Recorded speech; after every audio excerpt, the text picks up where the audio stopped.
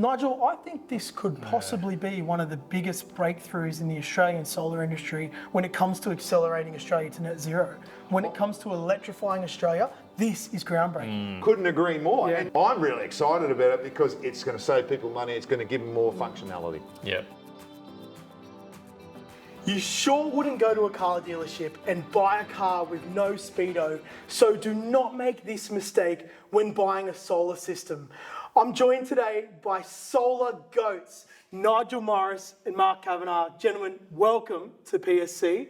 Thanks, mate. Thanks, mate. What is this thing we're talking about? The number one thing that you don't want to miss out on when you're buying solar, Mark? Consumption monitoring, obviously. Obviously. Yeah, Obviously. it's like you don't have to put it on your solar system, but you're kind of a little bit of a fool not to. You know, Yeah. Have you ever driven a car with no speedo? Yes. Yes. And motorbikes too. Yeah. It's like being blind. You don't know It's where you horrible. stand. You've got no idea. You need a dashboard. Yeah, you do need a dashboard. So, consumption monitoring, Nigel, what is it? What are we talking about here?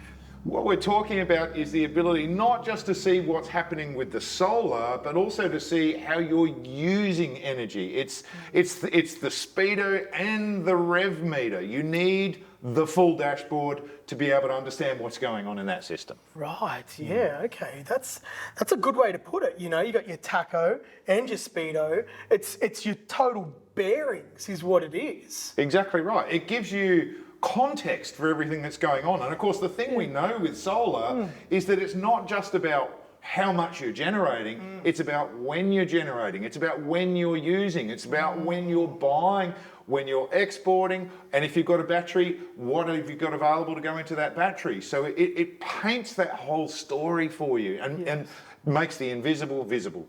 That is a really good way to put it, yeah. Mark, you've installed a lot of solar systems personally. Do you remember the days of setting up a solar system, turning the bad boy on and going, done? Yep. There was no monitoring or anything. And you know what you do, like a couple of years later, they'd call you up and you'd be like, can you just tap on that, Xantrex inverter? How much? It's about 5 o'clock in the afternoon. It's done 40 kilowatt hours yet? No, you're good. She is spot on. How times have changed. Just the green though. light on. Yeah.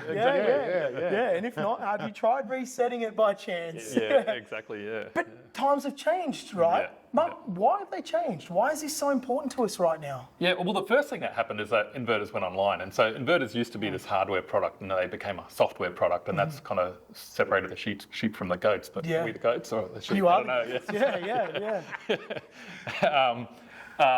And so first we got inverter monitoring, solar production monitoring built in, which is great. So you don't tap on there, ask the customer 40 kilowatt hours today. You can see what the system has And have to produced. do some calculations to work out if the 40 is the right number as well. Exactly, yeah. Bit of a spreadsheet going on in the back. Now you get on there and you can see the production curve, and if it's a perfect day, you're wondering why it's falling off earlier because there's trees, and what was your prediction to what it did on an average day in June, and all that kind of thing, Yeah. And that was a really important first step. But the next step came along only maybe a year or two later, I think, where it became sort of mainstream, and this is the way I explain it, right? So a customer says that if they don't want to buy one, I go, okay, you can call me up in 12 months' time, and I'll tell you your system's working fine because it's doing 40 kilowatt hours a day. Yeah. But I can't tell you why you're still paying a $500 bill because I've got no visibility on how you're using your power. And literally happens, and in fact, just this week, I was standing behind Kendall, one of our service people, first level service, and that's literally what she was doing, and she was like, great, you got a consumption monitor. This was like from 5 years ago or something. Yeah. I can help you about why your bill is still $500. Yeah.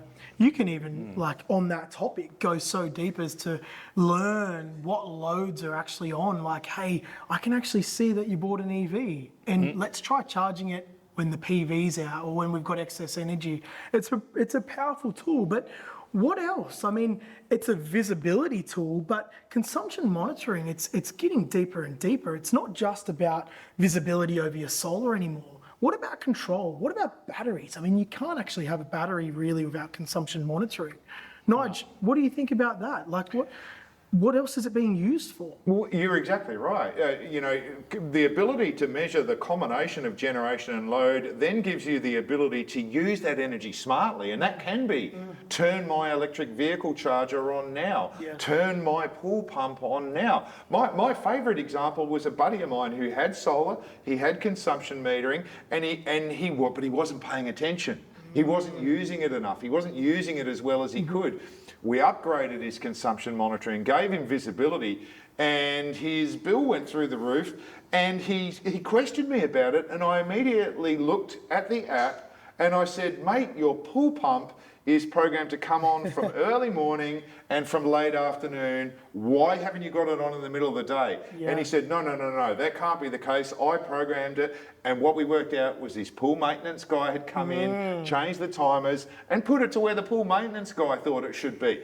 Without consumption metering, he would have had no ability to solve that. And never trust your pool maintenance guy to play with that stuff. Never. What is going on? Wow, yeah. And I mean, even I'll add on top of those other scenarios where this is important. In fact, I'll go to the extent of saying if you're buying solar today and you're not getting consumption monitoring, you are totally not setting yourself up for the future. Every system right now, it's a given. It's got to have it. If you have any ambitions of adding on a battery, you need to know how much excess energy you have. But we're also talking automatic load control. Systems are getting smarter. We're not just selling solar systems anymore. We're selling home energy management platforms, So consumption monitoring, in my opinion, is the foundation of all great things that are going to come with a home energy management platform that you install, whether it be the Fronius platform or the Enphase platform, the solar analytics platform, whatever it is, it's got to have consumption monitoring. Yeah. It's got to. And of course, one thing that we know is that one of the things that affects the economics, and let's face it, everyone buys solar to save money, right? There's all sorts of other benefits, but the primary goal for everyone is to reduce that energy bill. So being able to unravel that mystery of what's using energy, how can I optimize that, and indeed, what tariff am I on? That's how you unleash the savings. Unleash the beast. Unleash the beast. Wow. So what can we use to get consumption monitoring? What do we got on the market? I mean, Nige, everyone knows you're from Solar Analytics. You are loud and proud Solar Analytics. Kick us off. Sure. Well, this little puppy, like many devices, there are lots of devices out there that you can use for consumption monitoring, but this is one that Solar Analytics has really, really focused on. We do a whole lot of devices, but this little Australian-made, actually got the Australian-made logo just this week. Congrats. Really? Yeah. That's really good. Made by an Australian company, and the beauty of this is not only is it a really sort of complete piece of hardware with everything you need that's really compact, but where it's beautiful is it is designed to measure 6 different channels. So I can measure my production, I can measure my consumption, I can measure my hot water system, I can measure my EV charger. So there are devices like this one that we sell that allow you to dig deep and to really dive down. Now that's not for everybody, but if you want to, there are great devices like this out there. Yeah, that's incredible. And obviously at PSC, we've used Solar Analytics and we do endorse the use of Solar Analytics. And Nigel, I think one of the best things about Solar Analytics, which you didn't touch on, was totally retrofittable to any system. Anything AC. Anything. You can measure anything AC with it. Yeah. You can, even if it's not solar, you could measure the consumption of a particular device. If you've got a big printer at work and you want to know what it's using, that's the puppy. I'll tell you what I'm using. I use it for testing all the time, and over the last month I've been doing EV charge testing. You know what's so good about this device is it does 5-second interval data. So you can really hone in really accurately about about what's going on with your EV charger, or I don't know, your 3-phase motor at work that's got an issue, or whatever it might be. So good point. Mark, tell us, what's your go-to? What are you using at the moment? Well, what's your go-to, and what have you got in front of you? Yeah, okay. Well, I think you missed a point. So what I go to is Solar Analytics sometimes. So we don't even need this device for Solar Analytics now, which is really cool, right? So because we install Fronius only, as you know. Yes. But there's a lot of other inverters. So we get our inverter monitoring up on the platform. Let's forget about monitoring for a start, and we get it up there, and basically it APIs into Solar Analytics. That's right. And all the data can be displayed on Solar Analytics. So we do that for customers. It's a really affordable way just to get a different picture and a bigger picture and a comparative data and build comparison and all these kind of really cool things. So that's one tool we use. We sometimes use this if we need to because it's got a 4G card in it. Yes. So if a customer doesn't want us to, fire stations or whatever like that, they don't want us to hook in. Yep. But yeah, so this is the Fronius consumption monitor. So we kind of use 3 different kinds, I guess, even though we only use one inverter. So the Fronius consumption monitor, this comes in a couple of different forms, 3-phase and CT and things like that. So, just installing that next to your switch, basically next to your main switch, and it's measuring what's going out past the main switch out to the grid and what's coming in and painting that picture in a really nice way on the Fronius platform. So electrically, you said you install that in the main switch. Yep. I guess importantly, they're all installed in the switchboard. You'd come out of your main switch and then through the device? Yep. Yeah, and then into your loads. Into the so loads, anything you want to capture is running through that smart meter. Exactly. So it's picturing everything that travels through your main switch. Basically, it travels through that as well. Yeah, that's so great. you kind of get that picture, Okay. which is really what all these devices are doing. Basically. Yeah, that's incredible. And I guess, Mark, there's another one that I know you use that you sometimes will manage hot water with. Yep. What is that? Yeah, so Catch Power, great little Australian device as well. And you know what I love about Catch Power? We're using it a lot now. Okay. So it's basically this meter. They've replicated this meter. Fronius are endorsing it now, I'm seeing, which is interesting. And so it's a CT meter, which just means it's kind of less prone to failure, I guess. So we kind of really like it. It's a little bit more expensive, but what we can do with that too is tell your hot water when to turn on and off. So let's say it's the middle of the day or 10 o'clock in the morning and you're pumping 3.6 kilowatts back to the grid. You program this little device and it'll turn on your hot water system.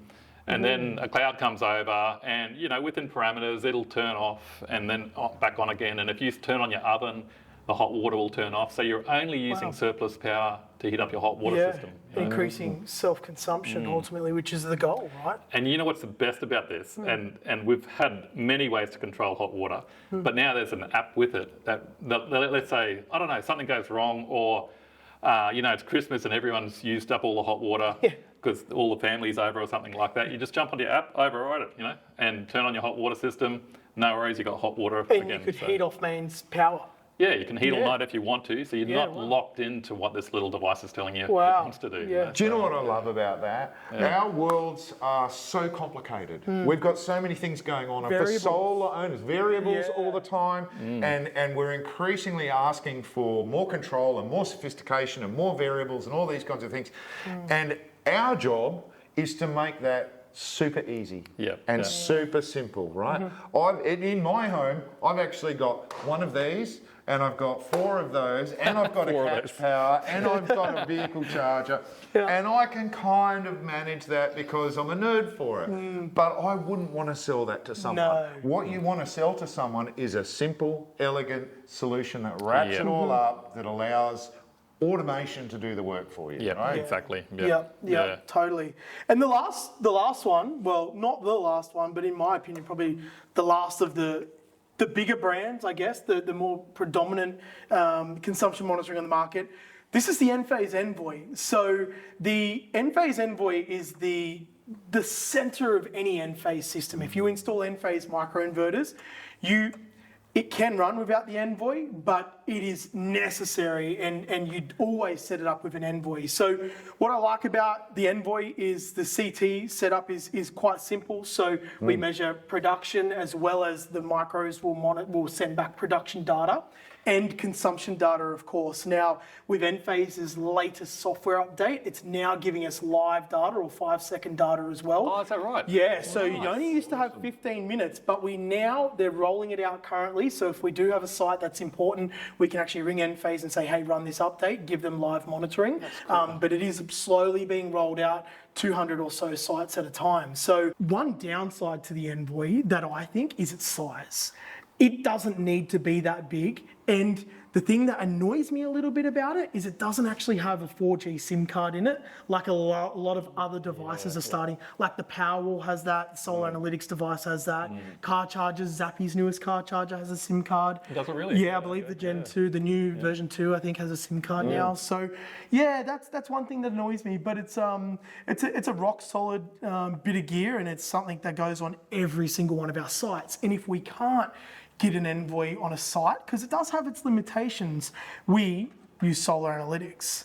But similar to the Fronius smart meter, what's important for us and what we need to use this for is export limiting. You know, in Endeavour Energy region on a single phase site, we're generally only allowed to export limit, say 5 kilowatts to the grid at any time, but it's not out of characteristic to put an 8 or a 9 kilowatt system on that house. So this helps with export limiting. In fact, it's compulsory with export limiting. You've got to have it. Yeah. As is the Fronius energy meter with a Fronius as well. So they're the different types. Now, Here's another big one, Jake, is you mentioned it briefly before. I don't know if Enphase has this, I haven't been on the dashboard for a while, but Fronius does this really well, is it knows all your data about how much it's sent back to the grid over time, right? Yeah. And at what rate it's sent it back. So you just go into Fronius in the back end, on the browser, click a button, and you go, okay, what if I buy a 10 kilowatt hour battery? What's it going to do? This is how much it's going to save. Yeah, this is how much you're going to use that battery. Well, what if I get a 15 kilowatt? No, that's maybe oversized, so let's go down to 12 or something, That's a really good point. The Enphase, I don't believe, has that yet. Right, I don't think we have a battery calculator. We got one. Nice. We got one. Tell us, did you develop this battery calculator? We did. I mean, the beautiful thing, we've got 50,000 sites out there now. So we're constantly running algorithms and learning the behaviour of all of those sites. And so we can take all of that data, apply, we've got 2 data scientists in our team, and all they do is crunch those numbers and work out, what does that mean? Can we build a tool using that? So we've actually got multiple tools. One of them is the battery calculator that, again, like Fronius are doing, using that data. The other one we can do is apply the same sort of logic and learning, but we can actually look at tariff structures and say, is there a better tariff structure that we can move you to? Because we know what's going on in your home, both consumption and production. Wow, that's pretty incredible, and we've used that tool. Have you used that tool, Mark? Yeah, definitely. Works incredibly well. Incredibly well. Yeah. So, gentlemen, we've spoken about these 3 main devices, but there is one more that comes to mind, and it's a battery product, and the one I'm talking about, of course, is the Tesla Powerwall. Now, Tesla's an AC coupled system, which means they've kind of got to have their own battery management system. Like for a Fronius, Mark, if you've got the Gen 24, you'd usually lean towards a DC coupled battery. Like, what's your favorite battery? BYD. You love the BYD. But at Tesla as well, but both. Yeah. And the BYD would actually use Fronius's energy meter to get that data to know when to charge or discharge. Yeah, exactly. Is that right? Yeah.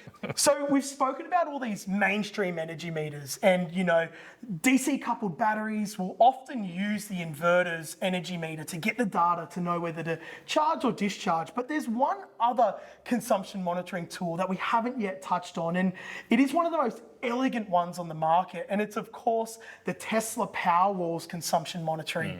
Tesla Powerwall is what we call an AC coupled battery. So the battery itself needs to have its own platform to be able to measure third-party solar generation, as well as what the home is giving or taking or selling or buying from the grid, which allows us to have the Powerwall charge or discharge.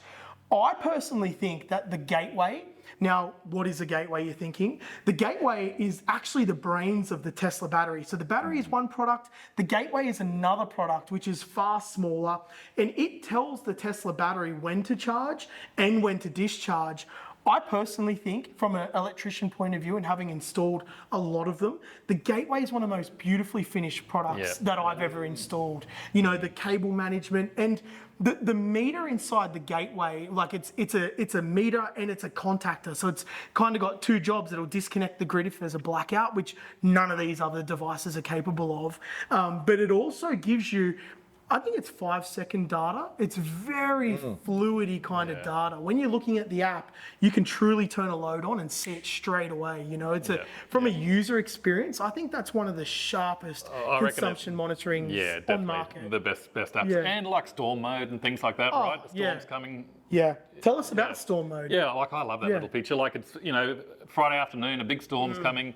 you're like, oh, geez, it's 5 o'clock. I've just flattened my battery. What if a storm comes and I'm in a blackout? Yeah. You just charge from the grid. So you just flick a little thing on your app and Yep. charge it up. Yep.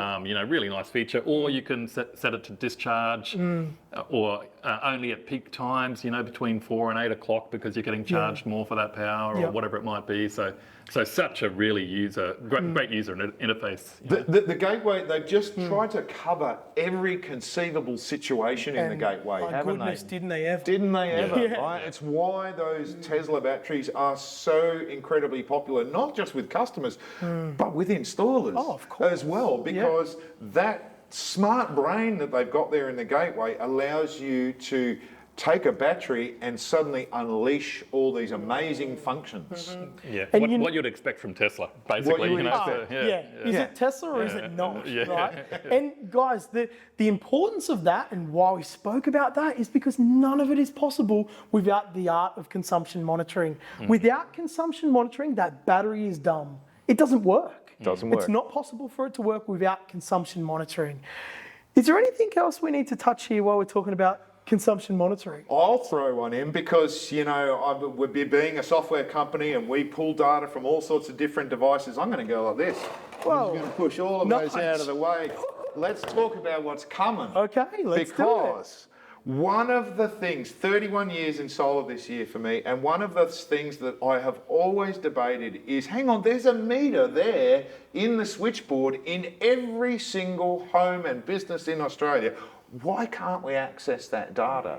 And you know what? We can. We now can. We've been running pilot trials last year in Victoria, and in about a month or so, we're going to unleash the latest version of the best consumption meter that you could get, which is free, right? Yeah. So it's going to roll out over time, but what is going to happen is if you don't need a consumption meter to control the battery or to control the inverter for export monitoring or for some other reason where it absolutely has to be there, if you just want to be able to see that consumption data, we can now pull it straight out of the retail meter. So we can get data from the inverter, so we can see what's being generated. We can get the consumption data out of the retail meter that, by the way, you've already paid for because it's being embedded into your bill. It's being maintained. It's class 1, so metering, billing grade data. It's already in the switchboard and it's going to be maintained and checked for its accuracy over its life. So I am so glad that after 31 years, the meter owners and retailers are finally being forced to give us access to that data because it's there not just for their benefit, but it should be for the customer's benefit too. Totally. So there's going to be a wonderful opportunity opening up for us to get that data, and for certain applications, it means that you don't even have to put a new consumption meter in. Wow. We should point out the differences though, right? So what you were saying earlier, half hour interval data, which basically means you'll see it in half-hour granularity. You won't see that, I turned on the oven and it went off and things like that. That's right. right. Maybe that's not important. You're not going to see the responsiveness of turning on the oven and seeing it go on and that. But for a lot of customers, it's going to be... Well, exactly what we found when we've been doing pilot trials in Victoria. A lot of the customers have, when we've surveyed them, they said, it's perfectly adequate. Now, there are some who you're going to need to give that device to. You're going to need more granularity. You're going to need someone who's got a specific need. You can upgrade them to that gear. But for the majority, I think being able to understand, am I buying, am I selling, is there an opportunity for me to do something else? It's going to meet a lot of needs. Yeah, my initial response to that, and like about time smart meters became smart, right? Like they're just sitting there taking up the most valuable real estate in every switchboard in the Southern Hemisphere, right? So my initial response to that is a bit like, oh, like are they? But then I think about it and it's a really good thing that's about to happen. And let me tell you why. Quite often on our social media, and you guys would get the same thing, you get people that comment, solar doesn't work. I bought solar and it never worked, or it didn't save me any money. Now, their number one problem isn't that they bought solar. Their number one problem is usually that they don't have consumption monitoring and they refuse to believe how much their consumption in their home has gone up, or they just don't know where their energy is going. So this is going to give people with potentially just dumb inverters out there access to seeing where their energy is actually going and predicting what their bills are going to be. And we can remotely connect them from anywhere. So we can go to existing solar owners who maybe couldn't afford a consumption meter 5 or 10 years ago because they were a bit more expensive. We'll have the ability to go to them and say, we can now do this for you. Let us connect you up remotely, sign this privacy consent to allow us to get access to your data. Here's an app. Nigel, I think this could possibly be one of the biggest breakthroughs in the Australian solar industry when it comes to accelerating Australia to net zero. When it comes to electrifying Australia, this is groundbreaking. Couldn't agree more. And you know, there are other benefits. One of the other complaints that we often hear is, oh, I've got a consumption meter, but the data on that's different to my retail meter data. I can't make sense of why there's a difference. We're using the same data this way, right? Secondly, if there's a tariff change or the retail price changes, we get that data, comes through automatically, the app is automatically updated, so now the customer and you don't have to add new tariffs. Oh, right, They're really? automatically updated. Thirdly, the latest smart generation of those retail meter datas is also doing hot water or doing a pool pump or doing some other controlled load functions in the home already. It's separately metering them on different registers. So now we can see that load. We can show it to you in a way that means it's discrete, which you can't do with some of the more basic consumption meters. So I'm really excited about it because it's going to save people money. It's going to give them more functionality. And everyone gets a smart meter. Basically, like everyone's got so easy access to a smart meter, you know. So that's right. And if there's been a bit of a dirty feel about smart meters, people being scared to go on a time of use and things like that, people tinfoil hat wearers not loving them, but there are more pros than cons here, obviously. You know? That's incredible. Guys, in summary, you would not buy a car without a speedo, so do not buy solar without consumption monitoring. This is so important. Nigel, Mark, thank you for joining us. It's been my pleasure. I hope you've got something out of this video. Until next time, Uru.